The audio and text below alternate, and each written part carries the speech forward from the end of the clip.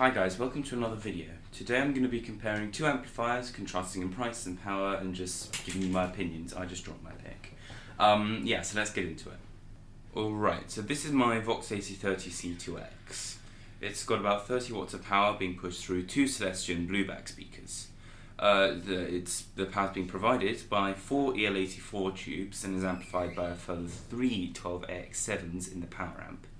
This is one of the highest end Vox amps I believe you can get without going hand wired.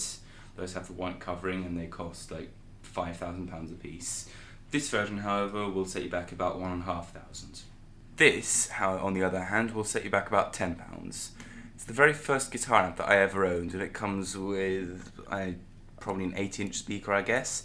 This was part of a beginner's kit which came with a guitar, which I still have, a cable which I've lost, and some picks, and this amp, unsurprisingly.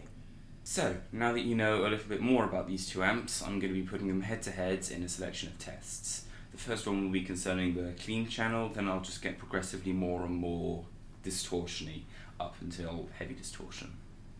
So, yeah, let's do that.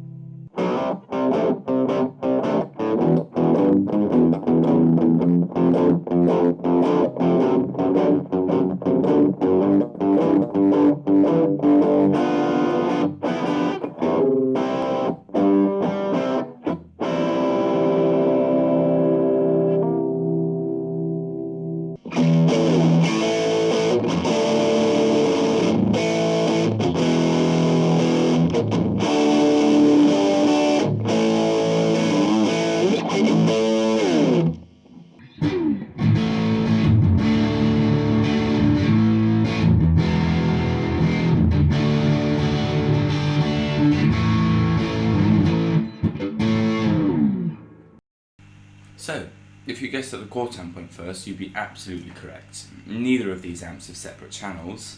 Actually, I say that the quarter has two channels, just to clean the distortion. But they're not very different. So I'm just going to say neither of the amps have the two channels, but you can still get a lot of variation from them in terms of sound, as you've just heard. The Vox amp went second, and though the quarter amp did a good job, I think the Vox had a slight edge, which just lends it clarity, making it, I don't know, the winner of the first round, I guess. Points, I'm looking at my screen now so I can see where I'm going to put a point.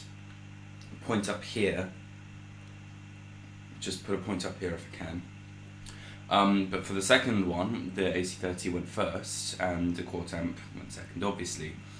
The quarter amp did surprisingly well and just yielded a good crunch sound, but just the power of those tubes, the preamp and power amp just lend it the authenticity, I think, of the, 80s sort of crunch. Or even just the 50s and 60s. I don't know what I'm talking about at all, okay? Just take that into consideration, please. But for the third round, you might be surprised to hear that I actually think the quarter amp did slightly better than this. In fairness, it's the only amp with a dedicated gain knob, with all gain in the AC30 being natural. As the AC30, despite being used by many rockers like Brian May and Rick Parfitt, it was produced with the intention of being a clean amp so that it didn't break up and distort. In order to achieve the high gain sounds, like Brian May and Rick Parfitt, you need a pedal which you plug in and crank, and that just gives it a better sound for that sort of thing. I might do another video on getting a good sound out of that sort of thing, but not now. So I guess the AC30 took the lead on this because it just has the tubes to enhance the sound, and there were three categories, and if we'd gone a bit heavier, I might have said the Quart equaled it because it does have dedicated distortion channel and dedicated gain knob. but I think the AC30 gets the edge on this just because it's got slightly more versatility in the cleaner sections. But for my final opinion, you get a better amp if you pay more, but you needn't spend thousands of pounds, as there are plenty of very good amps that are out there and highly affordable. I personally recommend some Fender tube amps. They start around £500, they're brilliant. The Vox AC15, which is a cousin of this. Those are slightly dearer than the Fender amps, but they'll serve you well. I tried a few of them, but I settled on this just because it's bigger. Yeah, plenty of amps that are very highly affordable, so go and buy a tube amp if you want to, basically. But thank you for watching the video, please like and subscribe, and yeah, bye.